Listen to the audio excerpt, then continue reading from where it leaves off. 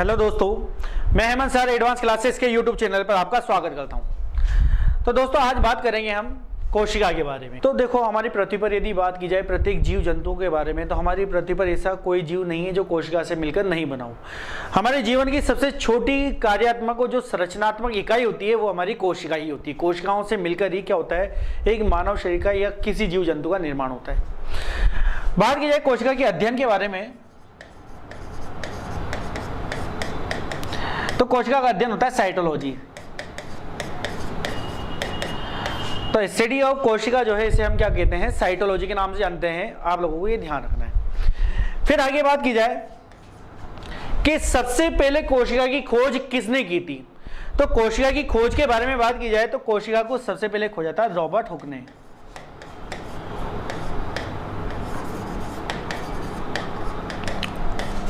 Robert Hooke ने लगभग ये खोज करी थी 1665 में, 1665 में।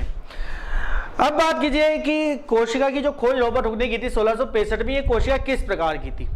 रॉबर्ट हुक ने ये कोशिका जो खोजी थी ये एक मृत कोशिका थी। किस प्रकार की कोशिका थी, ये मृत कोशिका थी। लेकिन क्वेश्चन इस प्रकार से भी यहां पर आप लोगों से जानना चाहेगा कि सबसे पहली जीवित कोशिका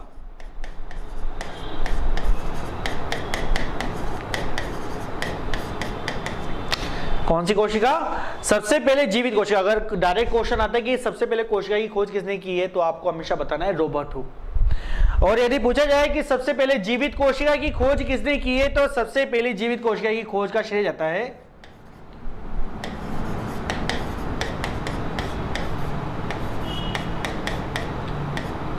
ल्यूवेनहॉग को। तो सबसे पहले जो जीवित कोशिका है वो ल्यूवेनहॉग ने खोजी थी। आगे बात करते हैं कि कोशिका सिद्धांत को सबसे पहले किसने बताया था।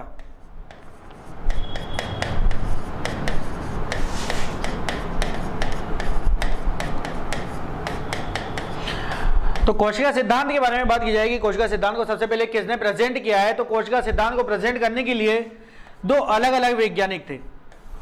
सबसे फर्स्ट नंबर पर कोशिका सिद्धांत को प्रेजेंट किया था स्वान ने, और सेकेंड नंबर पर जो है स्लाइडन ने। तो स्वान और स्लाइडन जो है इन्होंने कोशिका सिद्धांत को प्रेजेंट किया था। तो आप लोगों से जानना चाहेगा कि स्वान और स्लाइडन में स्वान ने कौन सी कोशिकाओं के बारे में बताया था, तो स्वान जो है इन्होंने बताया था जंतु कोशिका सिद्धांत को।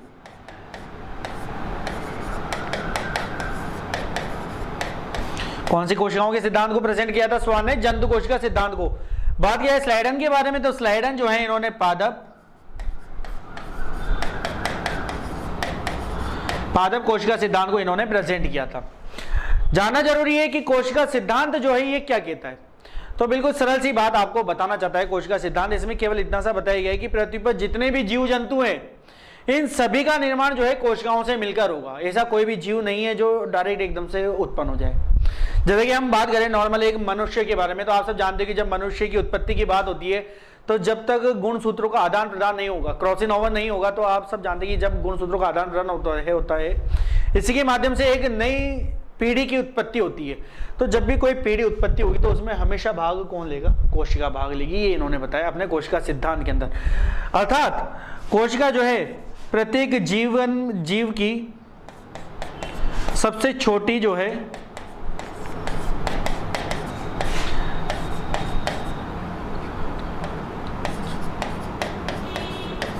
संरचनात्मक और कार्यात्मक, ठीक है। तो किसी भी जीव की सबसे छोटी संरचनात्मक और कार्यात्मक इकाई की यदि बात की जाए तो वो क्या होगी, कोशिका होगी प्रत्येक जीव जंतुओं के लिए। लेकिन क्या है कि कोशिका सिद्धांत को जो है इसमें तो बताया गया है कि प्रत्येक जीव का जो निर्माण है वो कोशिका से होगा। लेकिन फिर भी पृथ्वी पर एकमात्र ऐसा जीव है जो कोशिका के बिना भी बना हुआ है। बात की जाए ऐसा कौन सा जीव है जिसके अंदर कोशिका नहीं पाई जाती है, तो वो है हमारे पास विषाणु,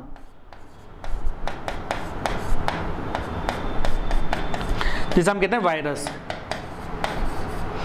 तो पृथ्वी पर वायरस ऐसे जीव होते हैं जिनके अंदर कोशिका नहीं होती है, कोशिका सिद्धांत का खंडन करते हैं, कोशिका सिद्धांत का अपवाद के रूप में काम करते हैं। तो विषाणु जो होते हैं कोशिका सिद्धांत का अपवाद है। कारण यह है कि इनके अंदर जो है सेल नहीं पाई जाती। ये आपको ध्यान रखना है कि कोशिका सिद्धांत का अपवाद कहलाते हैं। अब बात की जाए, थोड़ी सी जानकारी ले लेते कि विषाणु के बारे में सबसे पहले किसने बताया था।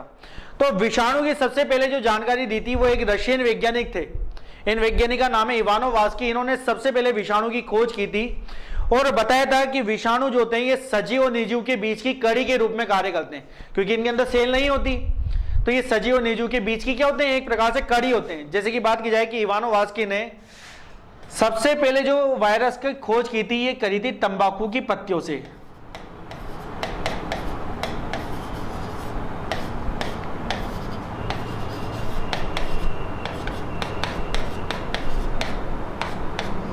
तो तंबाकू की पत्तियों से सबसे पहले वायरस को खोजा था। इस वायरस को इन्होंने नाम दिया था TMV। तो TMV नाम दिया गया था इस वायरस को जो इन्होंने खोजा था, और बताया था कि वायरस सजीव और निर्जीव के बीच की क्या होंगे, हमेशा कड़ी के रूप में कार्य करेंगे। जैसे कि बात की जाए कि मान लेते हैं कि कुछ TMV के वायरस में यहां पर एक बोतल ले लेते हैं। इस बोतल के अंदर इस TMV के वायरस को क्या कर लेते हैं, स्टोर कर लेते हैं, भर लेते हैं। इस प्रकार से ये रख दिया।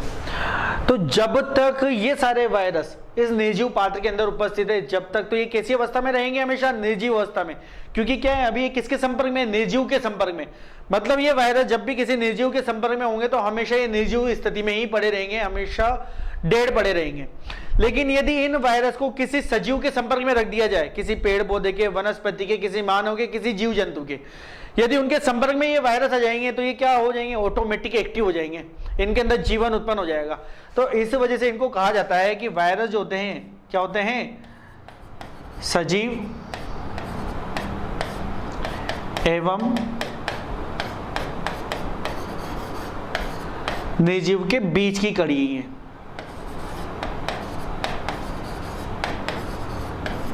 तो ये आपको ध्यान रखना है कि वायरस जो होते हैं हमेशा सजीव और निर्जीव के बीच की क्या होते हैं, कड़ी के रूप में कार्य करते हैं।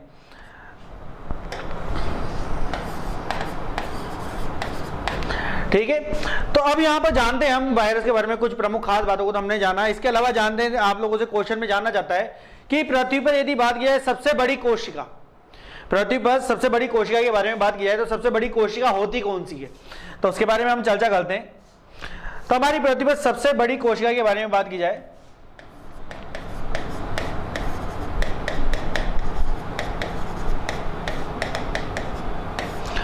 तो यहां से क्वेश्चन जब भी बनता है तो बच्चे क्या होते हैं, कई बार इसको बहुत गलत कर देते हैं। कारण क्या होता है, कुछ कंडीशन है इसमें।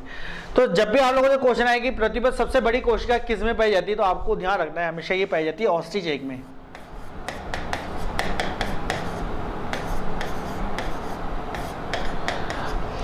ऑस्ट्रिच एग जो है, शतुरमुर्ग का जो अंडा होता है, इसकी कोशिका सबसे बड़ी होती है। इसका वेट भी पेपर में पूछा जा चुका है, इसका वजन पूछा जा चुका है पेपर में। इसके वजन के बारे में बात किया है तो लगभग 3.3 पाउंड। लगभग कितना वजन होता है, लगभग 3.3 पाउंड, या अगर आप लोग केजी में जानना चाहते हो तो लगभग 1.5 केजी का होता है इसका अंडा।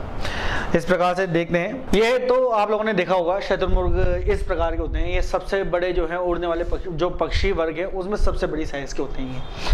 अब बात की जाए कि इनका जो अंडा है वो लगभग कितना बड़ा होता है, तो उसको भी हम देखते हैं यहाँ पर इमेज के माध्यम से। ये देखो यहाँ पर आप लोगों को इमेज में बताया गया है, ये जो साधारण अंडे जो हम मार्केट में देखते हैं वो इस टाइप के दिख रहे होंगे आप लोगों को, लेकिन ये जो व्हाइट कलर के दिख रहे हैं ये एक शतुरमुर्ग का अंडा है। इसकी कोशिका पृथ्वी पर सबसे बड़ी कोशिकाओं की श्रेणी में आती है। तो कभी भी आप लोगों से क्वेश्चन जानना चाहिए कि सबसे बड़ी जो कोशिका है वो किस में होती है, तो आपको कभी भी शतुरमुर्ग नहीं बताना, आपको बताना है शतुरमुर्ग के अंडे की कोशिका सबसे बड़ी पाई जाती है। आगे बात करते हैं, सबसे बड़ी के बारे में हमने जान लिया। अगर बात की जाए सबसे छोटी कोशिका के बारे में,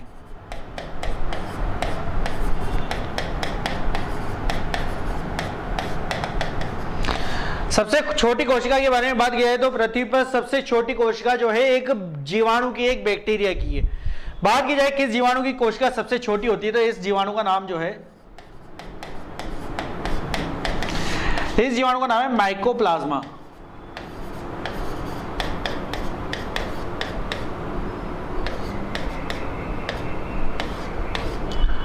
तो माइकोप्लाज्मा जो होती है एक जीवाणु है, जीवाणु श्रेणी में आता है। ये इसकी कोशिका पृथ्वी पर सबसे छोटी कोशिकाओं की श्रेणी में आती है। इस प्रकार से देख सकते हैं हम माइकोप्लाज्मा की कॉलोनी को। यहाँ पर देखो आपको दिखाया गया इस इमेज के माध्यम से कि ये एक इतना सा पार्ट जो है इसमें की जो है माइकोप्लाज्मा कॉलोनी है। तो माइकोप्लाज्मा जो है सबसे छोटी कोशिका है हमारी पृथ्वी पर उपस्थित जीव जंतुओं में।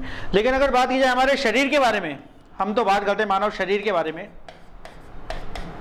कि मानव शरीर में सबसे बड़ी के बारे में, कि सबसे बड़ी कोशिका कौन सी है। तो अगर मानव कोशिका में कभी भी क्वेश्चन आता है कि सबसे बड़ी कोशिका कौन सी हमारे शरीर की, तो हमारे शरीर की सबसे बड़ी कोशिका आपको ध्यान रखनी है तंत्रिका कोशिका होती है।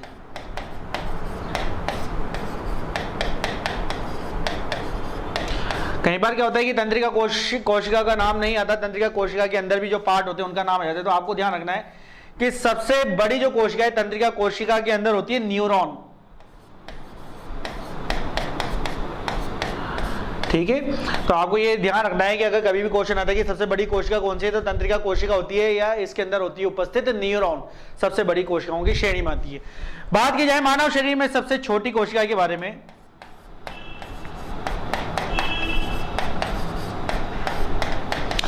तो मानव शरीर में जो सबसे छोटी कोशिका होती है वो पाई जाती है उसके शुक्राणु में, स्पर्म में पाई जाती है। तो हमारे शरीर की सबसे छोटी कोशिका जो होती है वो क्या होती है, हमारे शुक्राणु में। तो ये आपको ध्यान रखना है, सबसे बड़ी कोशिका हमारे शरीर में तंत्रिका कोशिका न्यूरॉन होती है और सबसे छोटी कोशिका कौन सी होती है, शुक्राणु होती है। इस प्रकार से देख सकते हैं हम। आपको इमेज बताया गया स्पर्म के बारे में, शुक्राणुओं के बारे में। देखो यहाँ पर ये प्रत्येक एक छोटे से पार्ट जो है आपको शुक्राणुओं के बारे में जानकारी दे रहा है। ये देखो, तो प्रत्येक एक जो है छोटे छोटे शुक्राणुओं के बारे में आपको जानकारी दे रहा है, यहाँ पर, यहाँ पर, यहाँ पर या यहाँ पर। तो इस प्रकार से हमारे शरीर में सबसे छोटी कोशिका कौन सी हो जाती है, हमारे शरीर में जो है शुक्राणु है सबसे छोटी कोशिकाओं को निर्मित करते हैं। तो यहाँ पर हमने जाना कोशिका के इंट्रोडक्शन के बारे में। कोशिका के टाइप को आगे वाले लेक्चर में हम समझेंगे।